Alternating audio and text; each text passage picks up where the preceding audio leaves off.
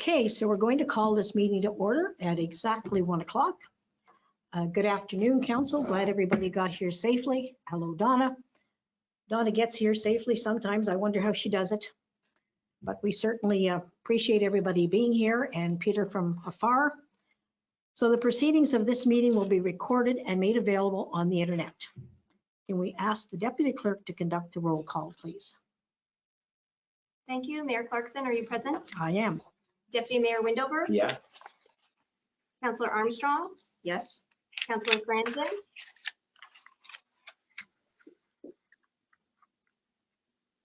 Councillor Franzen, are you present? Yes. Councillor Lambshead? Yes. And from staff, Donna Taggart, CEO Treasurer. Present. Jesse Clark, Director of Corporate Services Clerk. Present. Steve Brockbank, Director of Emergency Services. Present. Dylan Kosh, Director of Recreation and Facilities. Present. John Izinga, Chief Building Official. Present. Adele Arbor, Temporary Manager of Building and Planning. Present. And Ann Ruth, Deputy Clerk, is also present. Thank you for that. Now we're going to have a moment of reflection.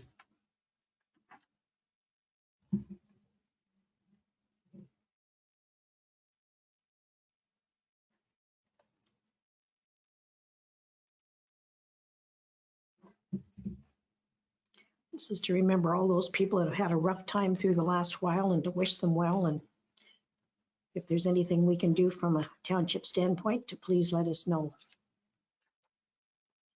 Thank you. Now, can we have a disclosure of pecuniary interest? And I'm going to remind council at this time of their obligation to declare any pecuniary interest that they might have or at any time during the meeting.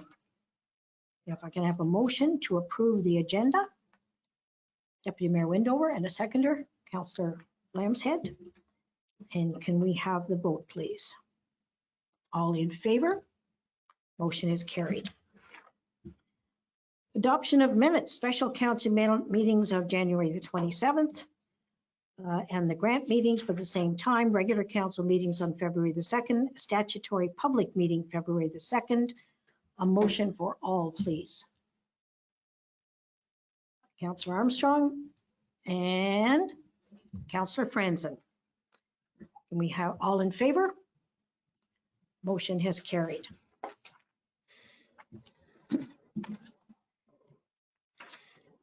And we also have minutes and reports from committees. Special Economic Development Advisory Committee from February the 4th and the Special Parks, Recreation and Culture Advisory Committee, January 28th. And I need a motion for both of those, please. Councillor Deputy Mayor Windover, Councillor Armstrong, all in favor? Motion has carried. Statutory public meeting pursuant to the Planning Act. A motion to suspend the regular meeting and a seconder. Councillor Lambshead. Do I see Councillor Franzen? Nope, I don't. Councillor Armstrong. Peter, your backlight is really bad. Oh, I know it is. I know Okay. it is. Okay, just wave so it because I Yeah. noticed. Okay, all in favor? That motion is carried.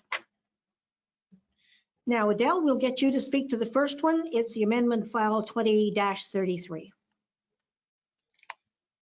Thank you. Through you, Madam Mayor. This is a public meeting under Section 34 of the Planning Act to consider an amendment to the Municipality Zoning Bylaw B 2014-70. A notice of public meeting for today's application containing the prescribed information was circulated to all landowners within 120 radius of the subject lands and at least 20 days prior to this meeting. The notice was also mailed to all prescribed agencies, public bodies, and persons in accordance with the requirements.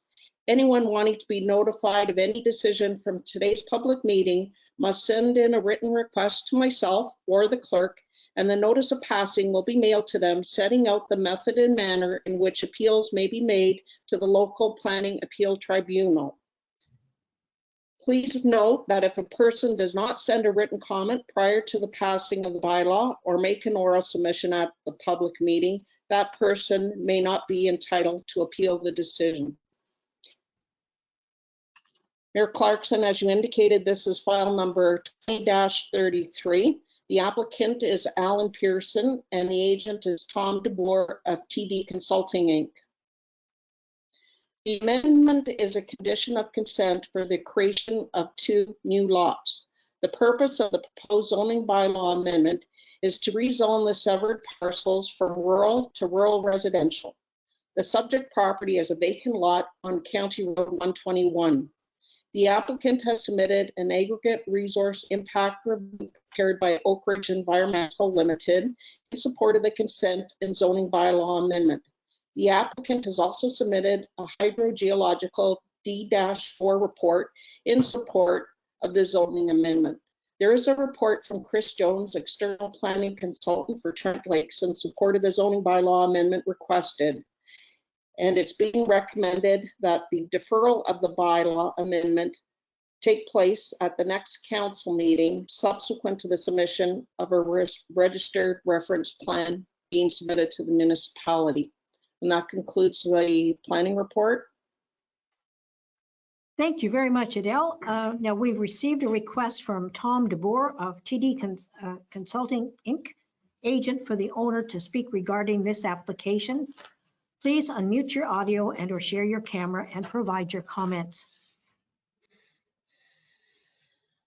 Are you there, Mr. DeBoer?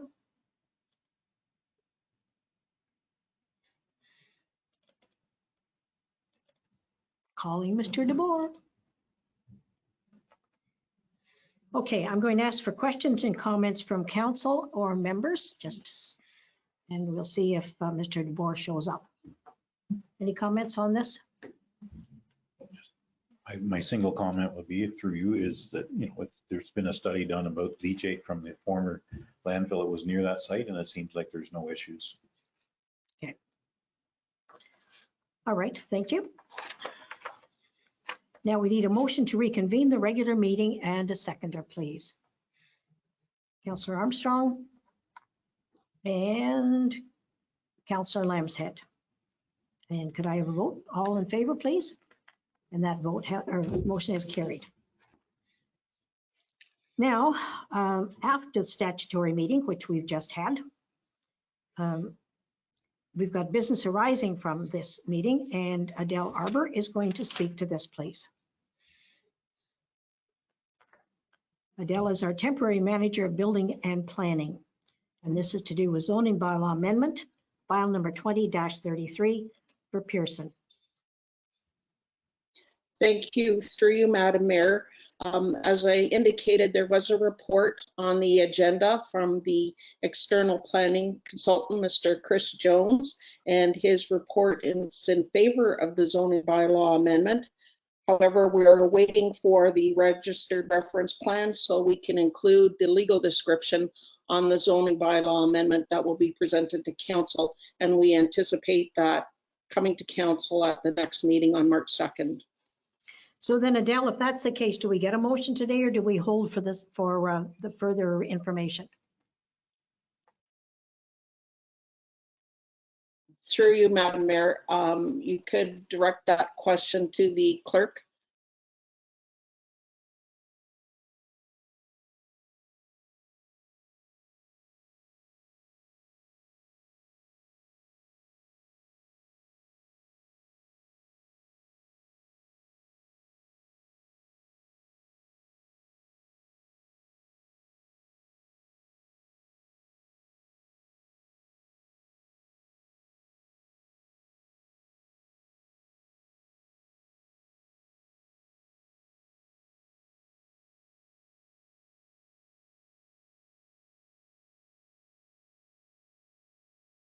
I'm not hearing anything.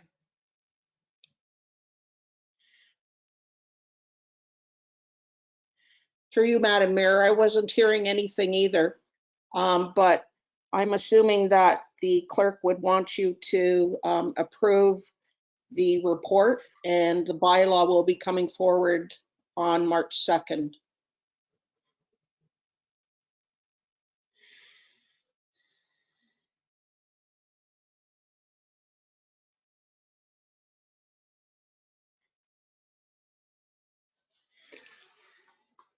I believe we're live now. Jesse, could you just confirm that you can hear us? Yes, I can hear you. Thank Okay. you. What was the last thing that you heard? We were just introducing the, oh. I'm not sure. Sorry, through you, Mayor Clarkson. The last thing I heard was Adele speaking to the report, but I don't know what the motion was from the business arising from the statutory public meeting. Thank you. Shall we do it? I will repeat the motion. The motion is to receive the report and to defer approval of a zoning bylaw amendment pending the submission of a registered reference plan. Thank you. And the seconder was Deputy Mayor Windover, and that motion carried. Okay. Now we have a presentation from Mark, and excuse me, Mark, but I'm going to make a mess of this. Okay, here we go again. Milkrowski. And this is CAO for Kawartha Conservation regarding the Kawartha Conservation 2021 budget. Please unmute your audio and or share your camera and make the presentation. You will have 20 minutes, and I will ask council that all questions are saved until the end of this presentation. And please pronounce your name for me. I totally understand. Sometimes I get it wrong even still. The first name is Mark. That's the easy one. Last name is, if you say my house key, say it really fast, it kind of works. So Myfrovsky. I have. So I got there it. we go. Thank you. You just used up a minute. Perfect. That's not a problem at all. Good afternoon, and thank you, Madam Mayor, Deputy Mayor Windover, and members of council. I'd like to thank you for the opportunity to present our 2021 budget to you this afternoon. And I'd also like to recognize Deputy Mayor Windover as a member of our board for his contributions and his guidance to our organization. So certainly appreciate that. The next slide that I have talks a little bit about our budget process, and I'm just assuming that that the slides will advance. Oh, perfect, awesome, thank you. So the budget process really begins in June, and it carries on throughout the year. Our board is very concerned about making sure that all our municipalities are taken care of. And so we present a number of options that are debated by the board and result in a final product. So the board approved the budget for circulation, and I see those should be 2021 numbers in there. The board circulated the information to our member municipalities in January, and so we're in a 30-day circulation period to our member municipalities for comment on the budget. We anticipate in March that the board will provide a weighted vote, which will officially adopt the budget.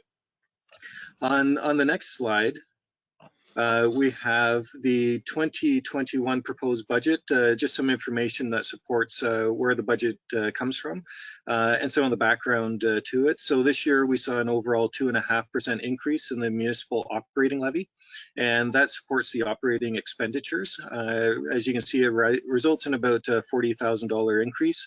And this operating levy is shared amongst the watershed municipalities, and shared according to an apportionment formula that's provided by the province. It takes into account the assessment values and population in the municipalities and shares accordingly. So you can see in the specific instance of the operating budget that there's an increase in 1.01% for Trent Lakes, and you can see that's less than 2.5%, and that's a result of the apportionment formula. On the next slide, we have some of the components that make up our budget, and those are the operating levy, which is shared amongst all municipalities, the general benefiting projects, and these are projects that are deemed by the board as important for all municipalities, and is again shared by all municipalities. The special benefiting projects are projects that a certain municipality or maybe a couple of municipalities participate in as well. but doesn't comprise all the watershed municipalities. There are no special benefiting projects proposed for you today, and service agreements is another aspect of the budget where, again, we don't see any specific services that fit within this category for budgetary purposes. One example would be the risk management official services that we have with City of Kawartha Lakes as an example. When deliberating on the 2021 budget on the next slide, we see some of the factors that are affecting our budget for this current year. Certainly on the provincial side of things, there's a few things that I would say are undefined at present, but will be defined fairly soon, and that is some of the Conservation Authorities Act changes that are coming under our way in the next month or two, and so the province is working on those currently, and we expect that there will be a transition period sometime between 1, maybe 2 years. I hope 2 years, because we'd have to revise our budget entirely in order to match the sort of provincial direction that would be given. And I mention this as well because the provincial act changes to the Conservation Authorities Act will result in a redefining of the various types of business that we do, and would require every municipality to have an agreement with the CA for those services. So there's more to come on that, and certainly we don't know exactly what that is at this point in time, but will be revealed fairly shortly. And of course, the other aspect is the pandemic. I heard you, Madam Mayor, earlier speaking to the year and the moment of silence, and that's certainly something that I think has hit everyone. And pandemic response is something that we're looking at as a variable for the coming year, taking into account a couple of factors that we need to do. For instance, increased sanitization is an aspect that we've incorporated into our budget, and we expect it to continue for pretty much the entire year. So that is a known cost, but again, there could be some unknown costs in the mix. On the next slide, we have an overview of the proposed budget for your municipality. As you can see, it results in a net increase of $663.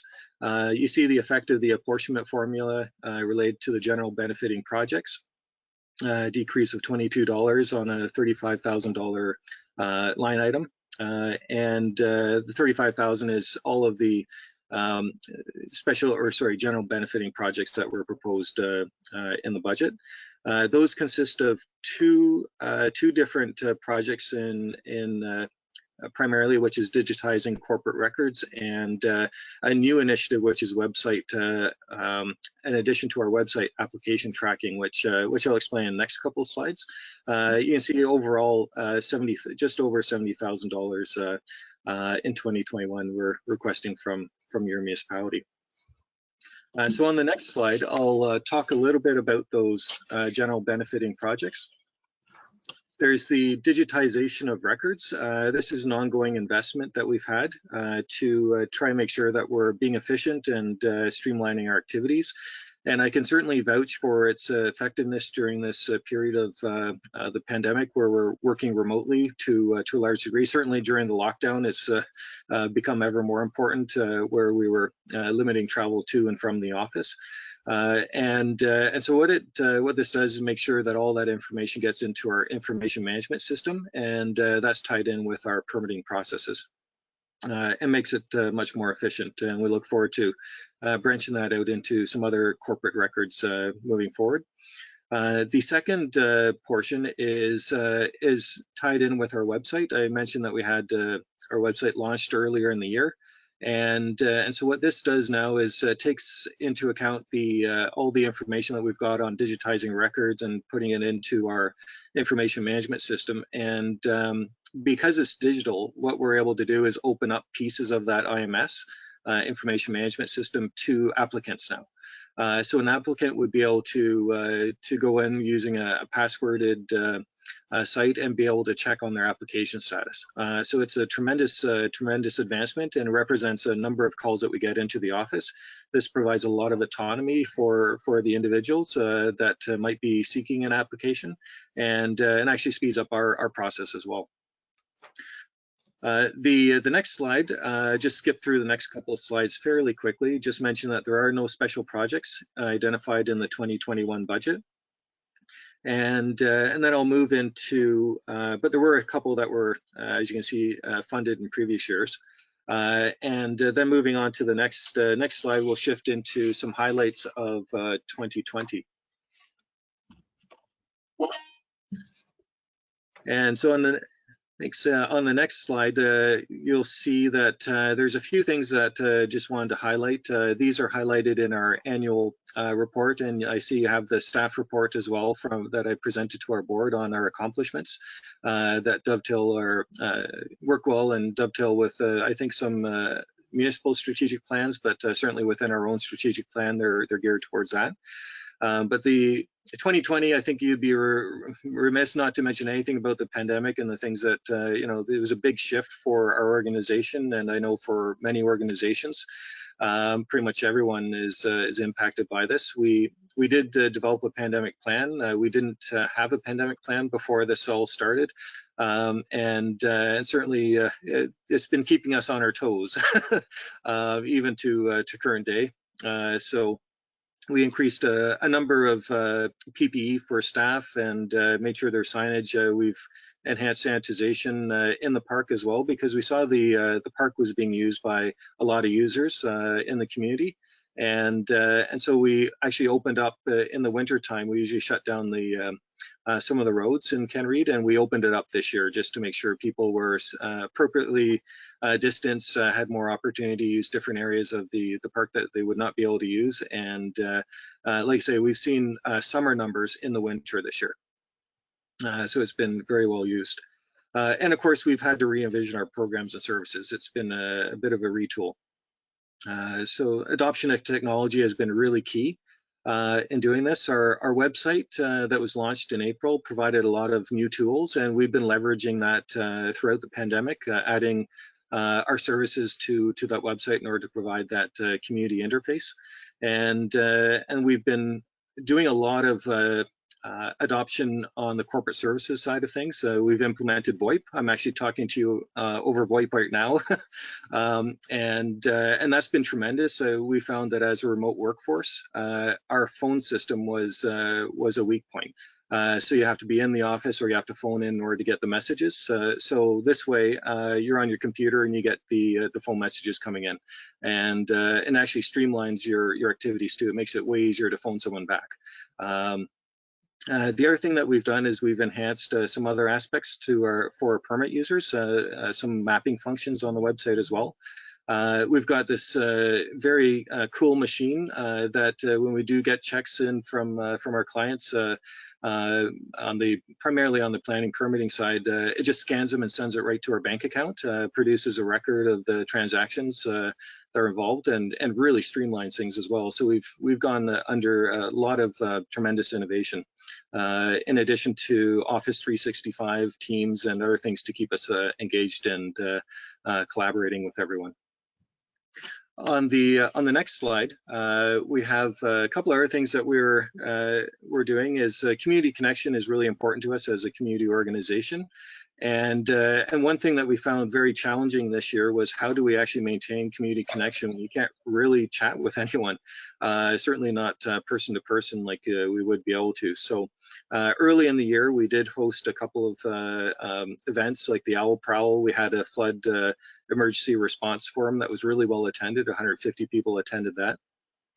But we started to look at ways that we could serve the community, given that our parks were being really well used, trying to enhance that experience for them. So we saw forced therapy walks being very well attended. This was actually backed by a corporate sponsor.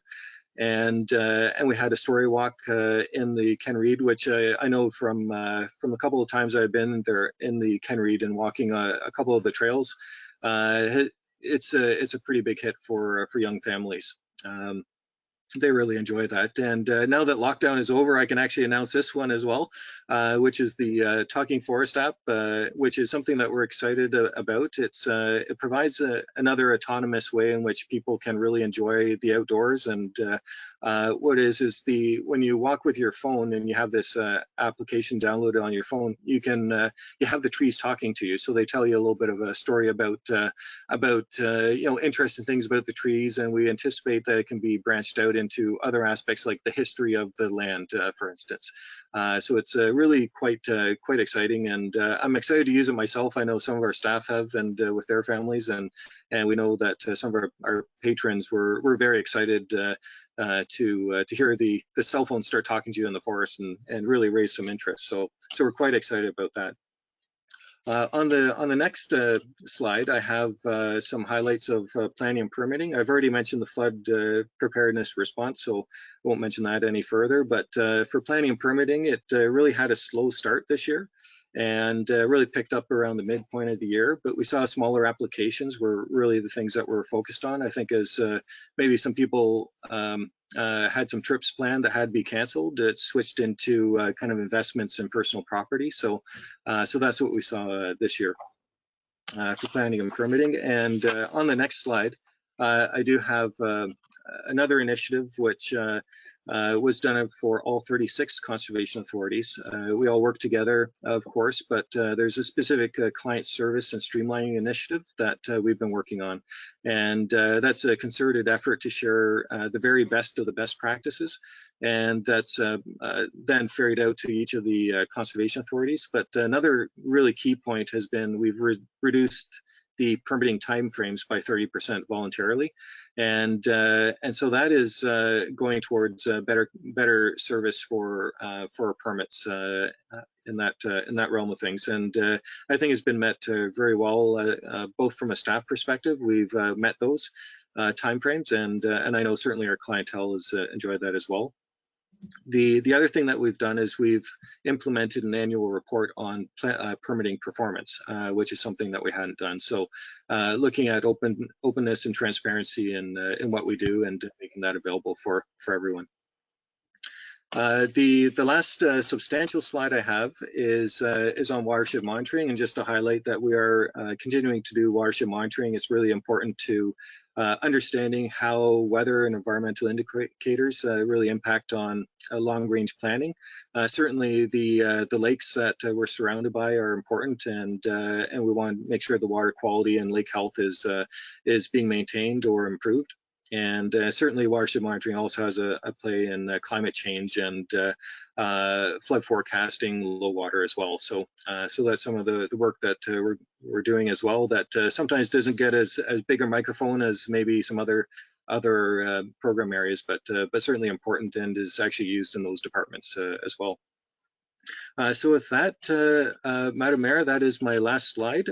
Thank you very, very much, and I'd certainly be willing to answer any questions that you might have.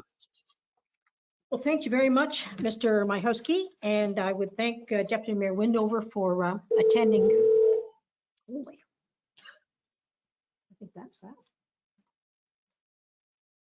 Okay, false alarm. Anyway, thank you, Ron, for bringing your for attending these meetings as well. I'm going to ask council if they have any questions. I just would like to thank Mark for the presentation. Thanks, Mark. Okay, anybody else? Thank you. Councillor Armstrong? Yeah, thank you. And through you, Madam Mayor. Mark, I've always been curious. There are 36 conservation authorities in the province, and yet there are whole areas, in fact, most of our municipality that's not covered by a conservation authority. Can you explain that? Yeah, sure. Absolutely. Through you, Madam Mayor, how conservation authorities are created is by the municipalities themselves. So there's a vote that occurs to municipalities in order to either enlarge a conservation authority where one exists in the area or to create a new one. So that the vote has not occurred across most of the northern areas of the municipality. I would suspect a lot of that is because the population base isn't there. So usually when you see a lot more people then there gets to be some other environmental factors that need to be taken into account. So that's where the conservation authorities come into play. I can tell you that some of the genesis of conservation authorities have been around issues of soil loss, for instance, water quality issues, and flood forecasting. The Hurricane Hazel event, for instance, there was a lot of municipalities that that formed conservation authorities as a result, but there was about a third of CAs at least that were formed prior to Hurricane Hazel, based around some of those other issues. One was actually a landowner dispute that covered 2 different municipalities, and so in order to solve the problem, conservation authority was created as well. So I think that is why there's some authorities in some areas and some not in other areas. If you look at Lakehead, Thunder Bay, North Bay, those all have conservation authorities, but they're also population centers. Thank you. Anyone else a question, comment? Yeah, through you, Mayor. Councillor Lamstead? Yeah, you were talking earlier about the history of the land app for your walkthrough things. Are you going to be consulting for First Nations in regards to the history of the land? Yes, thank you through you, Madam Mayor. That is one of the aspects that we're quite excited about. Actually, something that our Deputy Mayor Windover knows is that our Conservation Authority Board is the first in the province to actually invite a First Nations person to our board to sit there. So that's pretty exciting, I think. And I think congratulations to our board for taking that. That it's a pretty big step. You know, we're the only ones to do so at this point in time. But certainly when we look at that Talking Forest application, I think that's one of the areas that we would like to expand on is have a story walk, if you want to call it, related to First Nations and their sort of how they see the land. Okay, I have a couple of comments. One of them is what is your assessment of the water tables this year? It seems to me that it's going to be pretty good. Is that what you're finding? Yeah, do I still have you? Yes. Oh, okay, great. Yes, so yes, that's an interesting point. What I can do is I can certainly talk to our hydrologist and see what if she's got a prognosis on that. What I do know is that January we're below rainfall events, so we don't have the same precipitation that we would expect at this point in time. We're probably about 30% below what we would expect. So that means that the end impact on runoff won't be there. And so as a result, the water tables might vary a bit. So I can't say for sure, but it looks like it might be a little bit of a lower year. It depends how the year progresses as we go forward. And I'm trying to remember what she said. This was about a week ago. I remember things, previous day works pretty good, but a week ago it starts to stretch the memory a little bit. But she mentioned that the year would be similar to another year that we had I believe some floods early in the year and then some pretty dry periods in the summer. But I can certainly get that information for you. That's all right.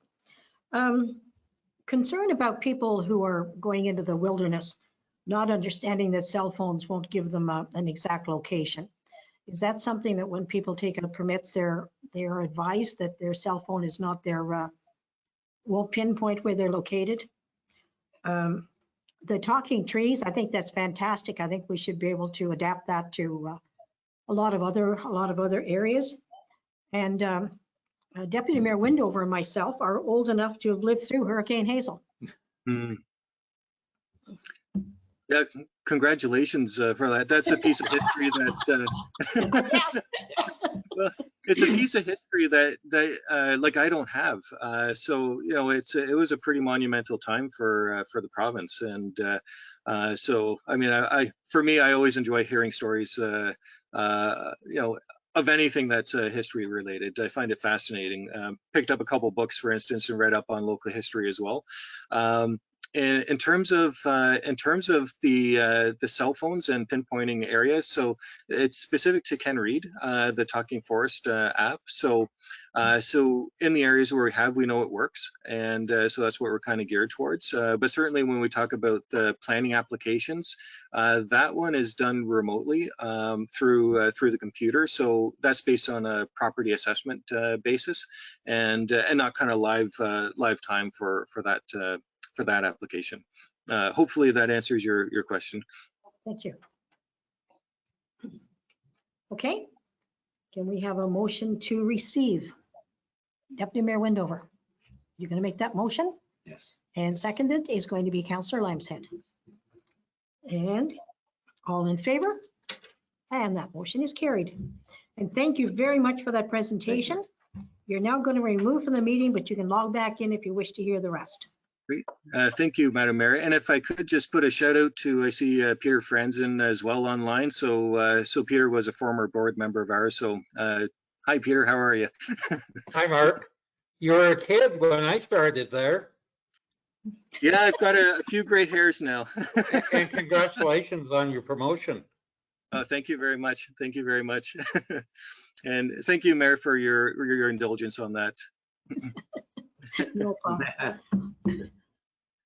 I'll tell you a Hazel story sometime, Hurricane Hazel. Okay, we'll now have delegation from Robert J. Stewart regarding consent application B5319 and B5419 relating to item 10.4.5 on the agenda.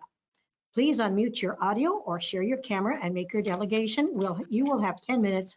I'll ask council that all questions are saved until the end of this delegation. Thank you, Madam Mayor. Basically, I want to talk about some comments that may or may not be in the documentation you received, but were provided for this meeting.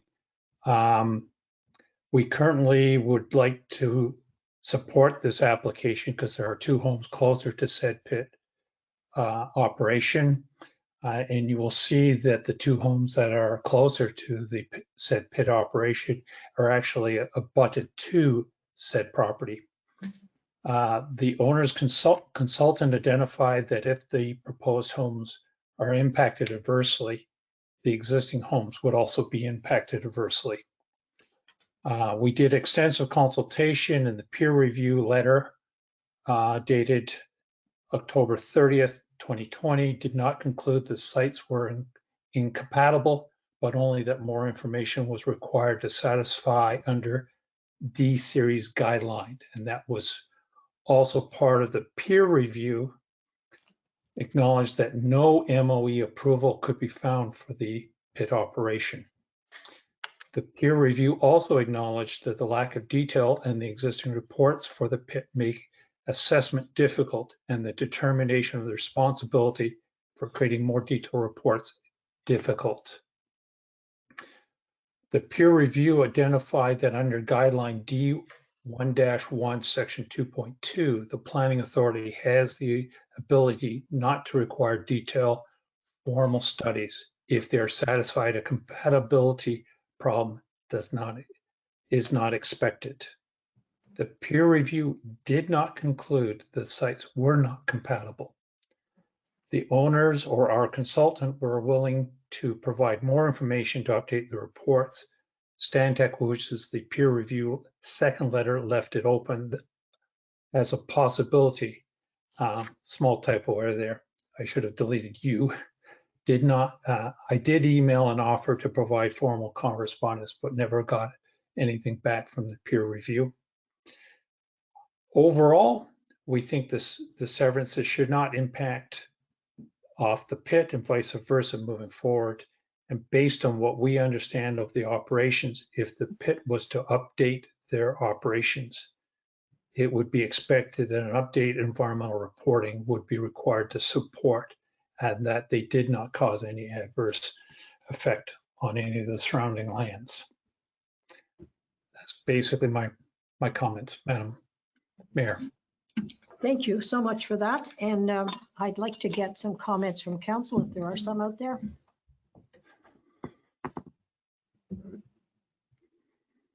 If not, I would like a motion to receive this delegation.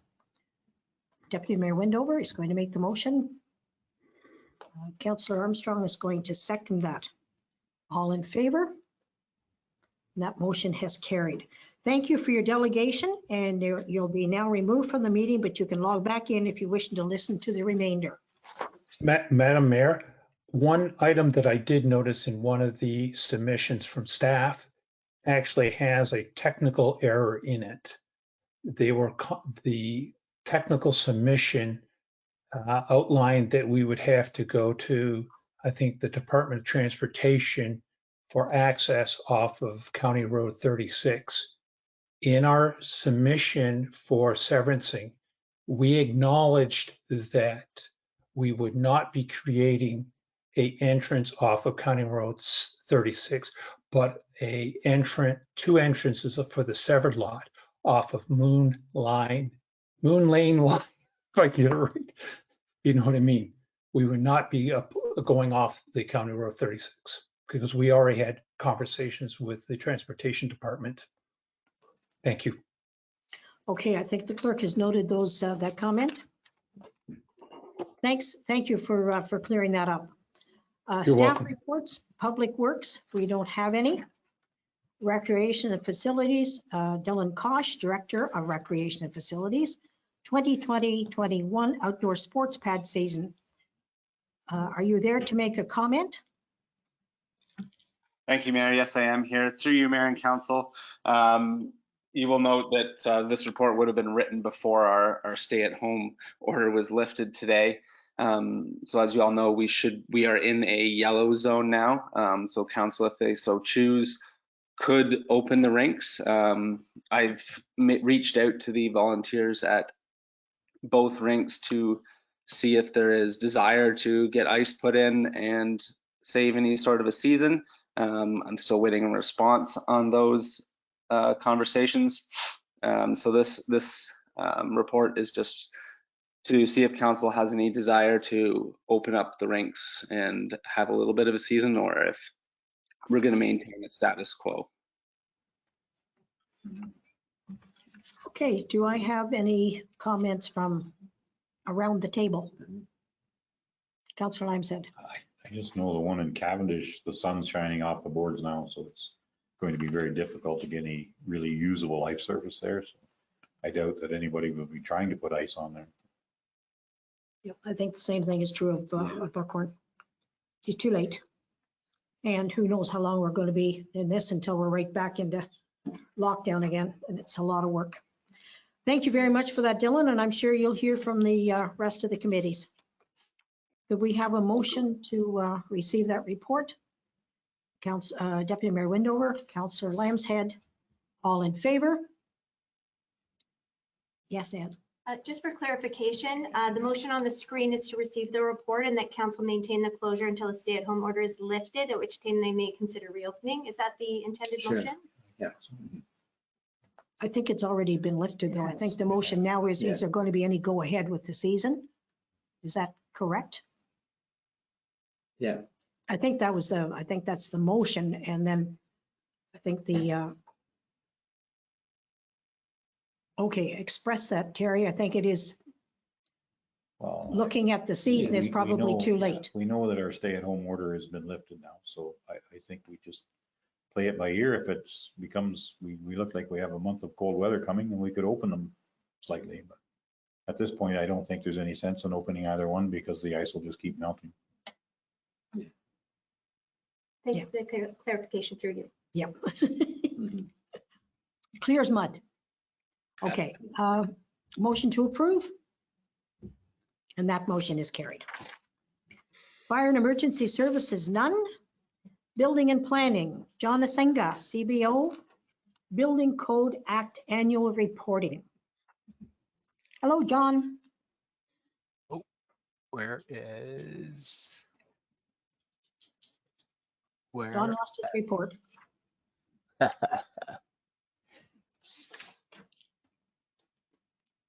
Oh, there we are. Hello, Madam Mayor and Council. Before you have the Building Code Act annual reporting.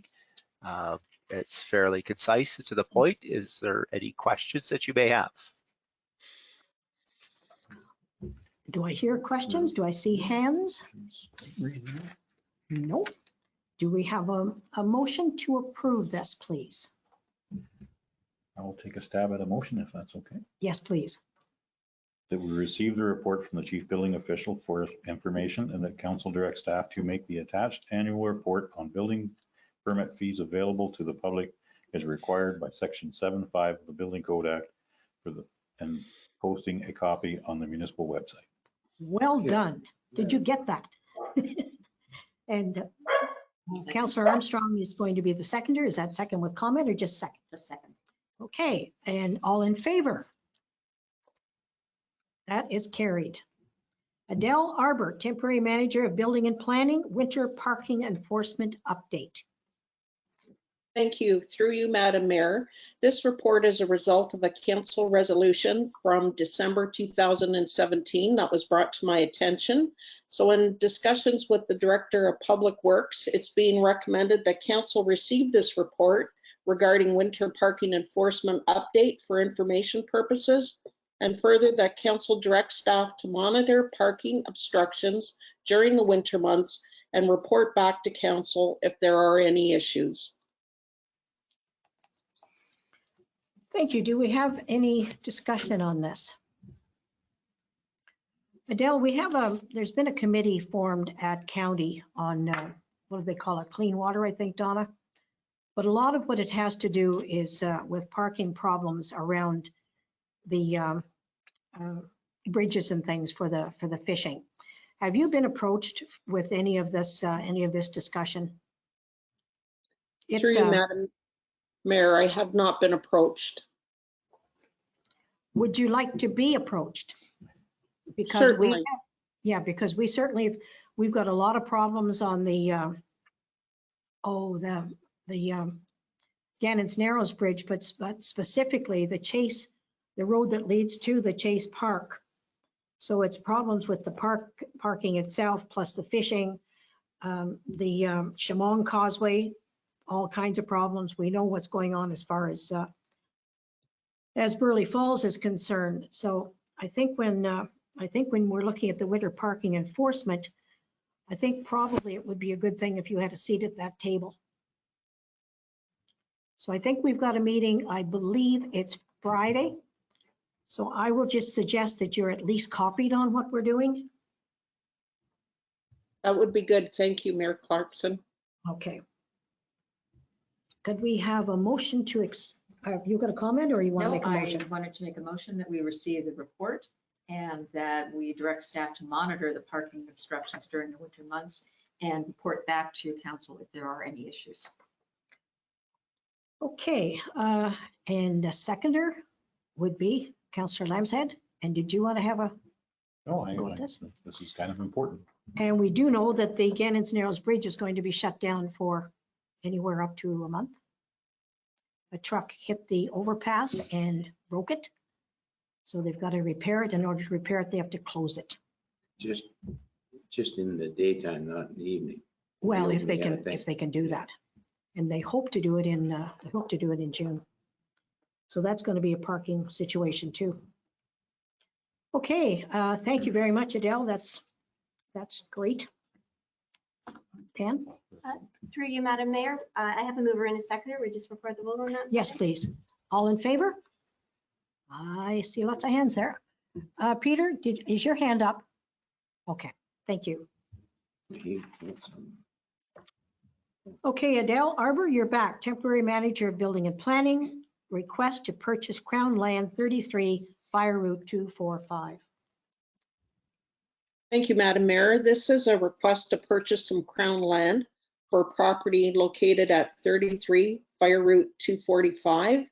And it's a standard request, and the recommendation is that council receive the report regarding the request to purchase Crown land for information, and further that council support the request from Eric Weir to purchase Crown land abutting their property at 33 Fire Route 245.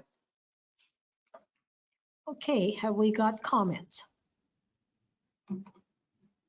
Anna or Adele, I have a comment. How do you go about acquiring Crown land? Like, it's, Terry? Exactly what we're doing right now. No, but can anybody do this? Well, this Crown land is right in front of their property. The road. So what you're saying is it has to be Reasonable. Yeah. attached. It can't be something that somebody comes into the country and says, I want to buy a piece of Crown land.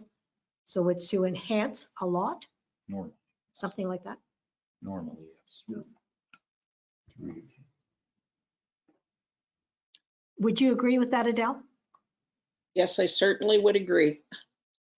Okay. Can we have a motion, please, to support Deputy Mayor Windover? I'm looking. Councillor Franzen, all in favor? Motion is carried. Okay, Adele, you're on again. Consent application B2820, B2920, creation of a new lot, amended. Through you, Madam Mayor, these two amended MAFs for severances were originally before council and supported by council on December 15th, 2020. And it's for two vacant lots on White Valley Road. The applicants are Wayne Scott and Heather Kimball. The owner's surveyor, in the process of preparing a reference plan, noted that there was a forest road impacting the lots. Therefore, staff have amended the MAF to reflect this, and the amended MAF will be sent to the Land Division Committee. And that concludes the report. Okay, so we need a motion. I imagine that that's to receive until you get that report, but anybody care to make that motion? I'll make a motion to approve the consent application for Trent Lake. Okay, and a seconder? Deputy Mayor Windover, all in favor? Carried. Okay, Adele, you're on again. Thank you. Through you, Madam Mayor. This is in regards to the delegation that was presenting at council just a little earlier. And there is a report from Chris Jones, our external planning consultant, regarding two applications for consent to create two new residential lots. And the proposed lots would have frontage on Moonline Road as well as County Road 36. In support of the applications, the applicant has submitted a planning justification report, an environmental impact assessment, and a land use compatibility report. The land use compatibility report was prepared to assess the impact of the lot creation on an adjacent licensed mineral aggregate pit. The land use compatibility report concluded that adverse impacts, air quality, vibration, and noise resulting from extraction activities were not anticipated to cause compatibility problems. The report also recommended a warning clause to be included in any offer of purchase or sale. Stantec concluded a peer review of the land use compatibility report on behalf of the County of Peterborough. The Stantec peer review did not concur with the findings of the applicant's report, nor did they agree to the submission of a supplemental information that was provided by the applicant's consultant. Mr. Jones has concluded, on the basis of the Stantec peer review, inconsistency with provincial policy, and non-conformity to Trent Lake's official plan, the creation of the proposed lots would not be good planning given their proximity to an existing licensed pit. It is being recommended by Mr. Jones that council not support consent applications B53/19, B54/19 to create these two new residential lots. And before council today, there are two MAF forms for these two consents. And we're indicating that through the report that we don't support it. However, you'll see that should the township not recommend the application, if the application is approved, we have included conditions that we request that the land division support if they so desire to approve these two applications. As you realize, the municipality is only a commenting agency, and the approval authority is the Peterborough County Land Division. Comments?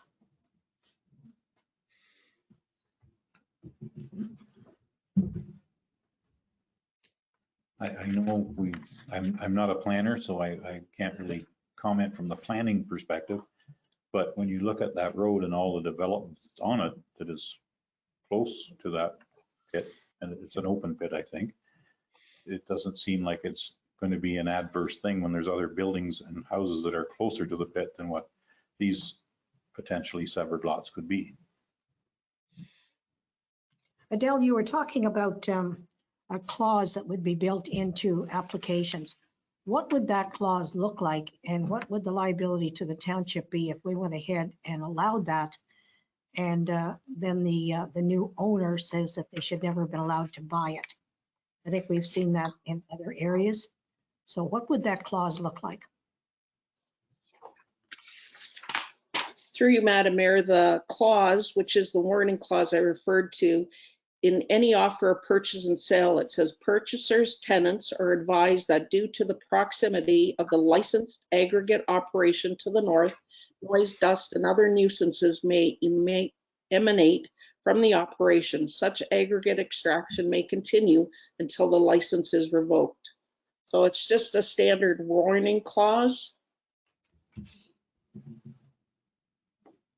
Will it, if challenged, will it hold up?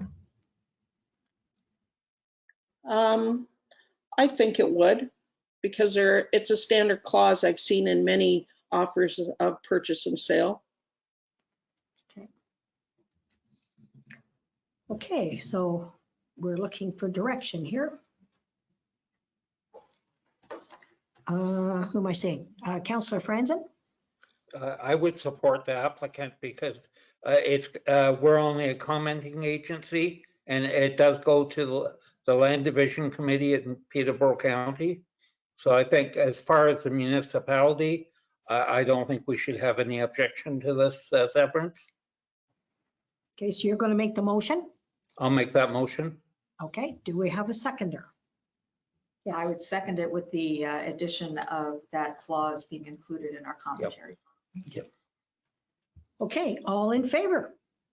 Excuse me, Yes, through you, Mayor Clarkson. So is it all right if I update the municipal appraisal form so it doesn't have to come back to council again? And that I'll indicate that council does support the application.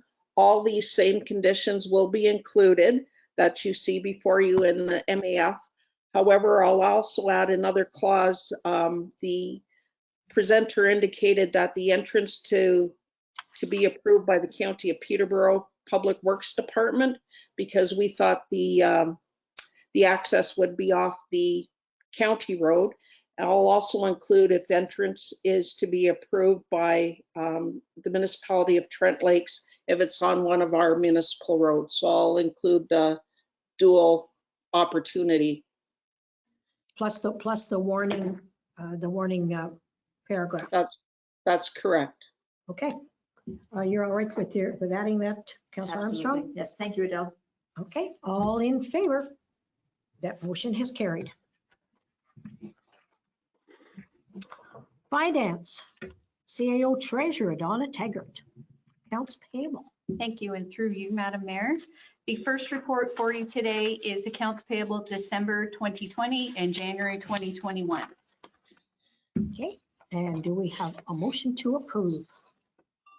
Deputy Mayor Windover, Councillor Lambshead, With a comment, if I may. and a comment. It's very nice to see that we're making most of our payments electronically rather than by check now. So I think it's a good step forward of Trent Lakes. Thank you. Okay, we will make note of that. Thank you. All in favor? That has carried. Okay, Donna, development charges. Right, so through you, annually, we are required under Bill 73 to report the development charges for the year. So at the end of 2020, the development charges were $558,989.12. And as a reminder, Trent Lakes did undertake a study in 2019. The charge is being phased in to $4,760, but that amount is being indexed now. So just that this report be presented to council, and it also needs to be available on the municipality's website. Okay, well done. Can we have a motion, please, to approve? I'm looking for a hand there.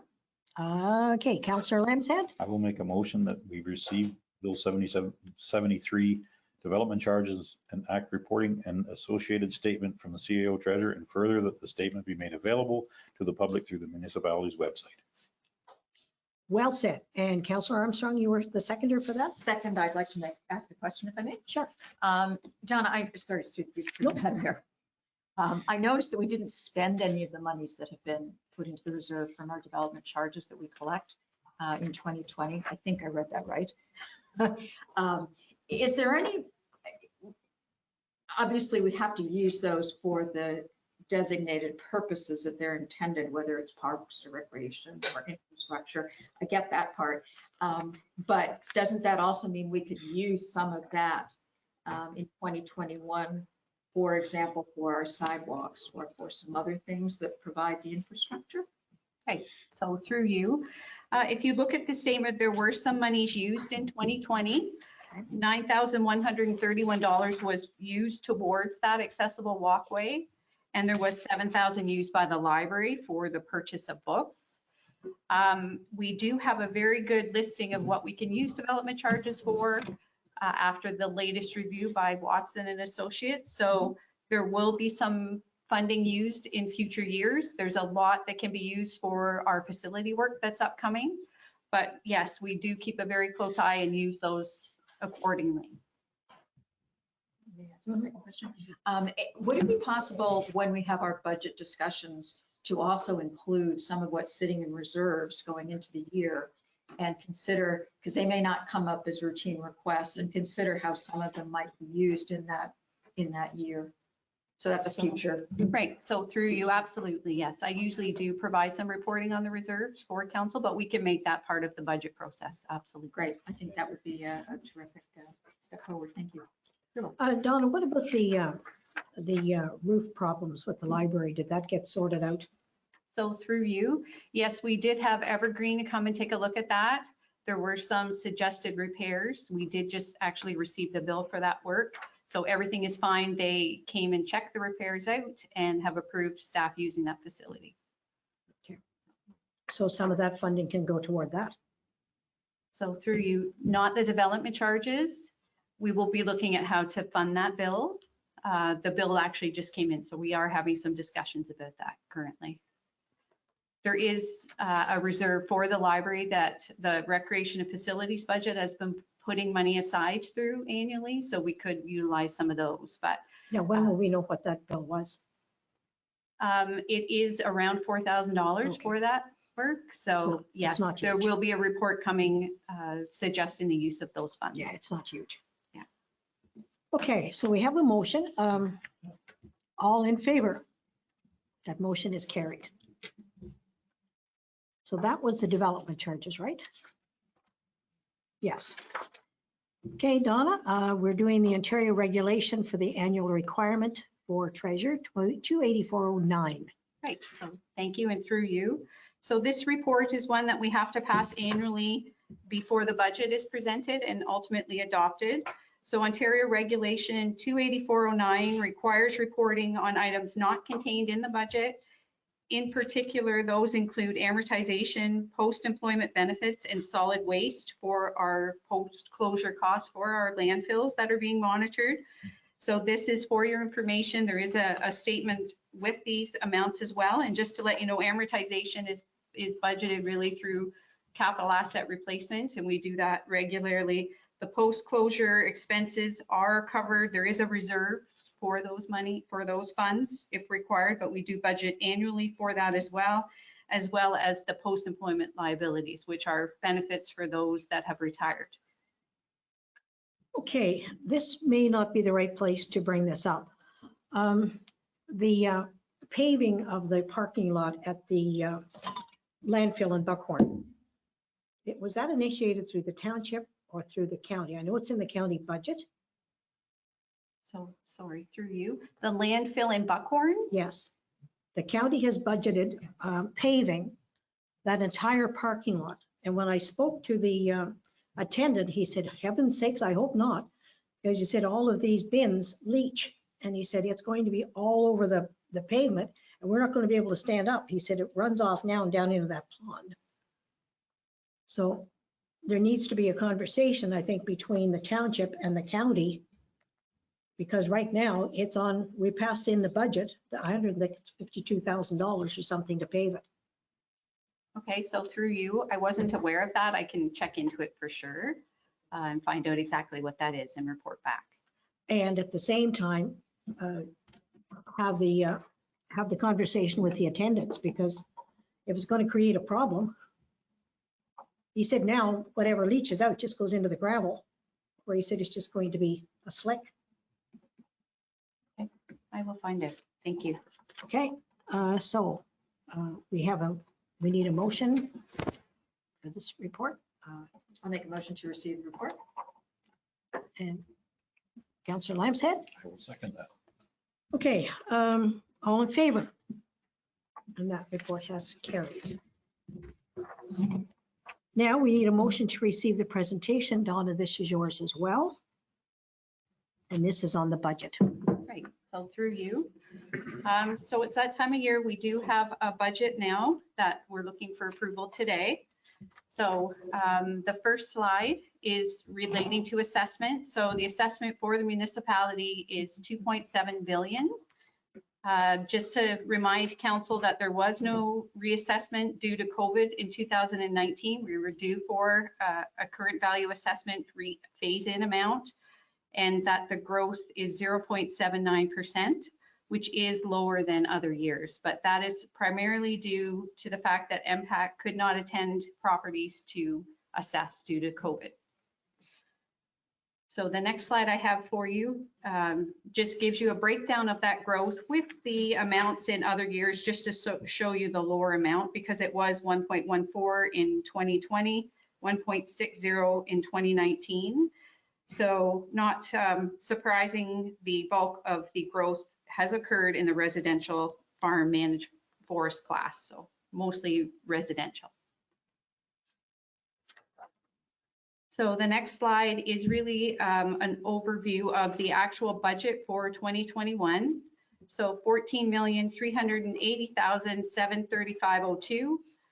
This amount is lower than 2020, and that is because of the completion of the Beaver Lake Road primarily. So the next slide shows you the actual municipal levy for 2021, which is 1.40%. which is an increase of 140,428.76. So that on $100,000 worth of assessment would result in an increase of $2.47. The next slide shows you the rate, which actually results in a tax rate increase of 0.64%. And the next slide shows you the actual impact on the average ratepayer. So what you're seeing there is an increase of $17.05 to $1,558.86. And the average assessed value, which does include the single family detached on the water, and the seasonal dwellings on water, is up to $401,045.60. And just a reminder, the amounts you're seeing, or the amount, is not inclusive of the county or education to date. So I have prepared a slide. The next one is just giving you the pressures from COVID. I won't go over them all, but really a lot of it relates to the uncertainty of the financial impacts and the future grant assistance from levels of government to support that. But I can let you know that we do have just over $180,000 in COVID funding available for spending. But of course, we will come to council when we spend that, but those funds are there should we require them. But once again, it is really uncertain, not knowing the exact length of the pandemic And there has been an increase in the number of residents staying in Trent Lakes, which has resulted in a lot more calls for our fire department and increased materials brought to the transfer station, and just some challenges with volunteer recruitment and having enough staff to attend scenes, that type of thing. So we will keep you posted. We do have some funding, but we're just not sure the final costs from the pandemic.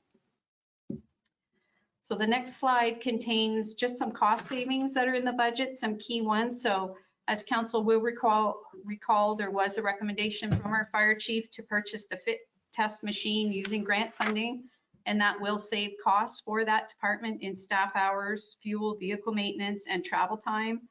We did defer in the budget this year the replacement of a couple of fire department boats and support trailers. We have also been able to really very much refine the replacement amounts for surface treatment and lower those costs, because the focus has been to pave more. So that is saving some cost in that budget, because paving obviously lasts longer, the useful life of it. So, and we have continued to try to digitize the building department with their software that they're implementing, and our corporate services department with council meetings, that type of thing. But we are looking at efficiencies through digitization as well. The next slide relates to the OPP costs, which is a major component of the other protection services budget. So those costs are actually down $18,242 in 2021, which is about the total amount paid to the OPP this year with the 2019 reconciliation amount will be $1,658,913. So $232.01 a household for the actual billing component of that. I've also on the next slide provided you just with a budget apportionment to tell you where the costings, the largest costings sit. So obviously that is in the roads and capital area. And then the next slide really relates to the revenue that's associated to the budget, and not surprisingly, 70.56% of that comes through taxation. So the next series of slides are related to each of the departments. So the main things being done in the capital budget this year, the Mystic Point Road is going to be entirely reconstructed. There will be some resurfacing done on the roads in Buckhorn. Plus, there's a lot of other scheduled resurfacing. There's a new tandem coming, and just a reminder that the two tandems in 2020 have yet to arrive, so we've only paid for half of those vehicles. So we do have the money coming from reserves to pay the other parts of that. There is a pumper truck coming, and we've been doing some work on future facility designs and tendering for the Public Works Mechanics building, and there will be an addition to the Cavendish Dome.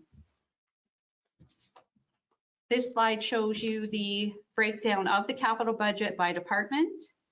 And once again, the biggest component is for roads and actually the vehicles, which is probably a little skewed just because of those two vehicles we're receiving that are actually 2020 vehicles. But the general government budget had listed some of the items contained in that budget, and the levy amount for this is just over $1 million.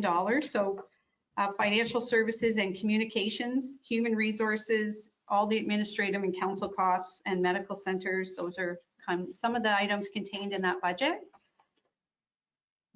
Other protection, the OPP levy is in there as well, and I've listed the other items, $1,960,430.13. And just to keep in mind, some of this budget is user paid, so the building inspections, that type of thing has to fund itself. So that is covered through user fees. And the conservation levy, we did up it to the amount that was presented to council today. That's already in the budget. So the fire and rescue services budget, $1,190,636.75. And those are the items contained, some of the primary things. So the internal financing of Station 4 is due to be paid in full by 2025, just to let council know. And all the vehicle costs, emergency planning, training, that type of things are included in that budget as well. And Public Works, once again, I've listed the items in there, and it's 3.6 million, the levy effect. And obviously everything, snow plowing, sanding, salting, vehicles administration, that type of thing. And the environmental services, I have given another slide. It is contained in that budget, the amount, but those are the costs associated with our transfer station and the recycling and waste haulage. So the Parks, Recreation, and Culture budget, $868,947.37. I can tell you that that does include the library levy as well, which is up $49,901 this year. That is because of a loss of revenue with the Goodbye Room and the pandemic. And all other costs associated with our parks and facilities, beaches, that type of thing are also contained in that budget. So my last two slides relate to, in that $1,558.86 amount, those are the amounts that are accounted for by each department. So $154.36 of that goes to general governance and administration, protective services $301.17, roads, bridges, and culverts $560.03, $182.97 for fire and emergency planning, Parks, Recreation, and 911, $133.44, and $226.89 for capital projects. So that is it. And sorry, that's a lot to say. That's a lot for you to do. Speaking of a lot, imagine you'd like to have a motion to approve, but are there any questions on this presentation? And again, thanks, Donna. That's a lot of work. Yes. I'll make a motion to approve the 2021 budget, and I'd like to come back with a comment after it's seconded. Okay. And Councillor Lambshead, you're going to second, and now you're going to have your comment. Yes, thank you, through member. I actually have three. First of all, I really appreciate the PowerPoint slide deck. I think it does a really nice job in walking us through each of the departments, and I think it's good for the public to understand just how the budget is put together. So thank you very much for that. The second thing is congratulations to staff, and particularly to you, Donna, for holding costs year over year. I mean, municipal levy increase of 1.4% and a tax rate increase of only 0.64%, I think is extraordinary given the kind of hits that we've taken this year from the pandemic and all of the unexpected costs. And I think it's quite a bit lower than most other municipalities are passing through. So good on you for that. The last comment, I know there's also county and education taxes to come. I think the county was about 2.23% roughly the last time I saw it. So it's climbing higher. Anyway, it was modest the last time I saw it.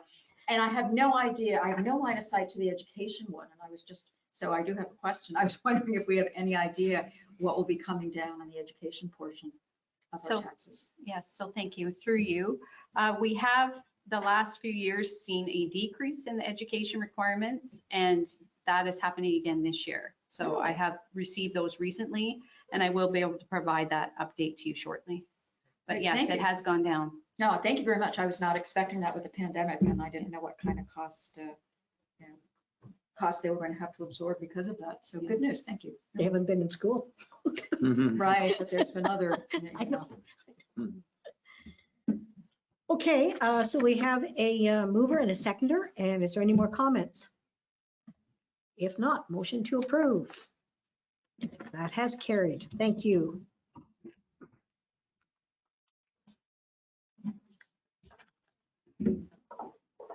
Now, is this where we need a bylaw? No? Through you, Mayor Clarkson, there's a bylaw later on the agenda. Okay. Okay, administration, we don't have any there. Corporate services, and Ruth, deputy clerk, council expenses. Thank you. Through you, Mayor Clarkson. This report brings forward council expenses for the month of January 2021 for council's consideration and approval. Thank you. Okay, do we have a motion? Deputy Mayor Wendover and Councillor Lambshead. All in favor? That is carried. Okay, correspondence for information. We can have one motion here, but is there anything in here that anybody would like to pull out? Because we can do that, or we can just take 11.1 through 11.5 for one motion. Councillor Lamb 11.3, I think, is kind of important that we support that. I know we have in the past, but I'd like to support it again if we can. Yep, okay, so you're going to make a motion for 11.3 to support? And then we can receive all the rest. Okay, and do we have a seconder for that? Deputy Mayor Windover, all in favor? Thank you. Now we have some correspondence for action. And the first 5 are all to do with one, and I think Steve Brockbank would like to speak to this. So it's OPSU Local 317 representing workers of the Ontario Fire College, 317 draft motion, Township of Augusta, Township of Baldwin, and re the Ontario Fire College closure. Steve, if you're there. Yes, thank you, Madam Mayor, Council. Just to give some background on this, the fire college is getting closed, and it was a surprise to everybody in the fire service. There is not much to tell you. We have a meeting with the fire marshal's office today at 3:15. So I would just, if there was any questions, we don't know what the costing will be at our regional training centers to offset the fire college expenses and all that. It used to be $65 a course at the fire college. It could be upwards of $600 for a course, but we didn't use the fire college a tremendous amount here because we do have our regional training center in Norwood, which is a great facility. There's been no information provided from the government on what direction everything is going to go, other than they will be supporting us moving forward. But we will know more after our meeting today, hopefully. But we do a lot more in-house training now that we have a full-time training officer. So the closing of the fire college doesn't affect us as much as it would some departments closer to Gravenhurst. Steve, in your view, is this kind of what we're looking at in housing? Is this kind of a done deal? Or is this something that if they get enough pushback could be put on hold? What's your impression? What's your feeling on that? From what we, through you, Mayor, what we know to date is it is a done deal. And that's why I wanted to speak today, just to give you some background that it's been done. Nobody knew it was coming, and they were going to tell us how it's going to work and how everything will roll out at a later date. So I'm not sure if it's a downloading or what the attempt at this is, but we do have great facilities here at our regional training center in Norwood to do the exact same training. It's just whether it'll be able to support the demand on it when the time comes when we get to know more. Do you feel that the Norwood facility is safe, or is everything on the chopping block? Through you, Mayor, no, it's a nonprofit. It's a safe, it's a recognized training facility through the government and our AS&E signing authority, and everybody is trained to the NFPA standard. So no, it's a great facility. Because at one time, weren't they going to try to close that and take it to Sir Sanford? Through you, Mayor, actually, Sir Sanford rents space from us at Norwood, and Norwood is ran by the county fire department. So we do all the teaching and training and such there. Our recruits go there, and all our departments pitch in to do the training and certification as well. Great. Okay, do we have any other comments here? Could we have a motion? In light of our fire chief's comments, I would like to receive the correspondence. Okay. Do we have a seconder for that motion? Councillor Franzen? Are you going to second it? Councillor Franzen? Yes. Are you seconding or commenting? You're seconding? Okay. Yes. All in favor? And that motion has carried. Are you in favor, Councillor Lamshead? I'm concerned about letting it go away. Pardon? I've had the opportunity to attend a couple of sessions down at Norwood, and I would really dislike to see the one in Huntsville disappear, because it does add value to this community, because a lot of our officer training gets done there, or did get done there. And if it's just, I would like to see what the Long new time. ideas are going to be to train these people. I mean, we need training, and one facility in all of our area will not nearly be enough in my eyes. Do you want to comment to that, Steve? Because we can add to this motion. Steve, what would you like us to add to this motion, if anything? Did we lose you, Steve? Steve's gone. Okay. Through you, my point is probably mute at this close. Anyway, we just know what the steps forward are. Well, and put our approval up before nor would it stays status quo. Well, maybe I would just add to the motion then, and to request that our fire chief keeps informed of future Perfect. plans. Yep, okay. So our seconder is okay with that motion? Do we have that seconder? Yes. Okay, Councillor Franzen, all in favor? That has carried. Thank you, Steve, if you're off in Wonderland there, wherever you happen to be. Okay, Guelph and Eramosa Township Advocacy for Reform MFIPPA legislation. I'll have a motion, please. I would make a motion to support this. Their point is that the Freedom of Information Act is quite old. It doesn't take into account some of the newer technologies. It is very restrictive in terms of the response time, in particular that smaller municipalities have to get back to the requester. So I think it's reasonable to support this. Okay, do we have someone who will second that? Second. Okay, Councillor Lambshead, and all in favor? Motion is carried. Thank you. Perth County, negative impacts of current value assessments. We need a motion. Councillor Armstrong? Yes, I would make a motion just to receive this. It's really not pertinent to the makeup of our municipality. And do we have a seconder? Deputy Mayor Windover. And all in favor? Motion is carried. Now we have bylaws, but we don't have a motion for this. And you're going to speak to this, please? Thank you. Through you, Mayor Clarkson. On today's agenda, there are 3 bylaws to be considered by council that do not have their own report to council and were not part of the public meeting. Bylaw B 2021-026 is a zoning bylaw amendment, file number 20-24 for Fraser. A public meeting was held on January 12th, 2021 and was supported by council. Council directed staff to prepare a bylaw to be brought forward for adoption. Bylaws B 2021-027 and B 2021-029 authorize the execution of development agreements for zoning bylaw amendment 2024 for 42 Fire Route 401 and 72 Fire Route 401 respectively. The development agreements are conditions of the environmental impact study. Thank you. Well said. Okay, adoption of the 2021 budget. We need a motion. Councillor Armstrong? Motion to approve. Thank you. Councillor Lambshead, seconder, and all in favor? Motion is carried. Now adoption for 2021 tax rate. Motion, please.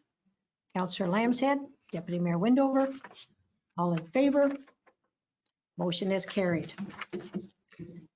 Zoning bylaw amendment for file 2021 for Fraser. Motion, please. Motion to approve. Motion to approve, Councillor Lambshead, Deputy Mayor Windover.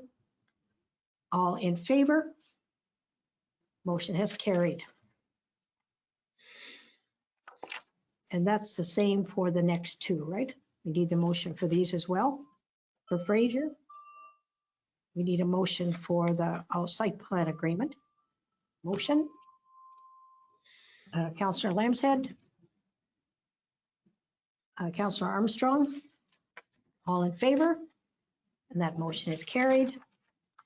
And for Fraser, again, 2021-029 site plan agreement for lot 72. Motion, please. Deputy Mayor Windover. Councillor Lambshead, all in favor? And that has carried. Do we have any business arising out of a previous meeting? That's where eventually we're going to have the, anybody who wants to speak or do any meetings that they've attended. But we haven't had quite enough time to actually figure out just how that's going to look. So keep that in mind. Hopefully by the next meeting, we'll have a formal time frame in there. And now we have a notice of motion, and I'm going to remove myself from the chair. Okay. So we make the motion. Janet? Okay? Yeah. So I've removed myself. Yeah. So it's Mayor Clarkson surplus properties. Whereas property is selling at an all-time high, and whereas we hold a variety of surplus land, and whereas the municipality may have need in the future of capital projects, and whereas some of the money raised for some of these lots can only be used for recreational purposes, and whereas the sale of these properties could be put into a reserve for future projects, and whereas the Sandy Lake Beach was partially funded from surplus funds 10 years ago, therefore council directs staff to bring forward a list of such surplus properties. And is there a seconder? Seconder. But I don't do that. Go ahead, Ron. Yes. Terry? I will second that Yeah, motion. second it. All in favor? Oh, Like sorry, your comment comment? first? Sorry. Please, thank you. Through you. How do I say it? Mr. Mayor? Deputy Mayor? Not sure here. The old girl in the corner. Just a comment, that what we do with this list, once it comes forward, I think is, we need to have further conversation when it does come forward, because obviously some of this we may want to keep, we may want to turn into park, we may want to sell. So without predisposition as to what we will do with the list, I think it's appropriate for us to get that list and look at it. Okay. Sure. Okay, all in favor? Carried. Okay, very good. Thank you. Now, Information items. Do we have anything that anybody wants to bring forward? And I guess that's probably where I should have brought forward this pavement of the Buckhorn dump site. So I will bring that up to county, talk to them about this, and maybe have them talk to you, Donna. So through you, staff are already checking into it. Okay. Thank you. We'll get back to you, and we will speak to the county as well. Yeah. Well, I think, if there is that much stuff that's draining off there, it's going down into that marsh, which is probably not a good idea either. Yes. That's a good question. Mr. Mayor, don't we own that property? Yes, that's. So why would the county be putting pavement on property that we own? Well, their argument was, and I was quite shocked that they're doing anything that they're not told to do. But the argument is when they come in to plow, that because of the unevenness of it, it's taking the bottoms off the equipment. And I didn't even know that they plowed that. I thought that would have been us to plow it. where, which, that? The Buckhorn. Very bizarre. Didn't either. But that's what their argument was, is that because of the unevenness of it, that when they go to do whatever, it's taken the whatever they call, you would know, Terry, what it does to the bottom. The cutting edge. That's their argument. So through you, we will definitely check into it. Staff actually clear the snow at that location. So I'm wondering if it's paving maybe before entering. I don't know, but municipal staff do clear that lot. Well, that conversation needs to take place Okay. because we can sure use the money.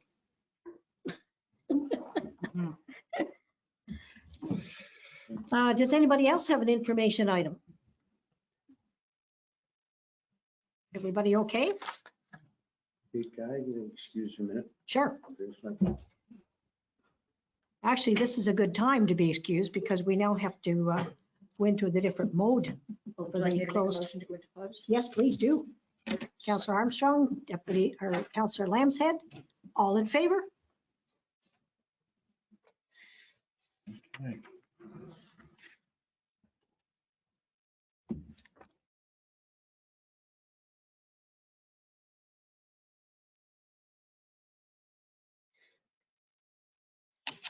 Okay. Council is going into a closed meeting to discuss personnel matters about an identifiable individual, including municipal or local board employees, labor relations, or employee negotiations.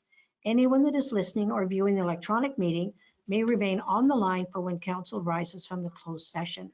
We have the motion to go into close. That was Councillor Armstrong. And I think Councillor Lambshead was our seconder, and we were all in favor.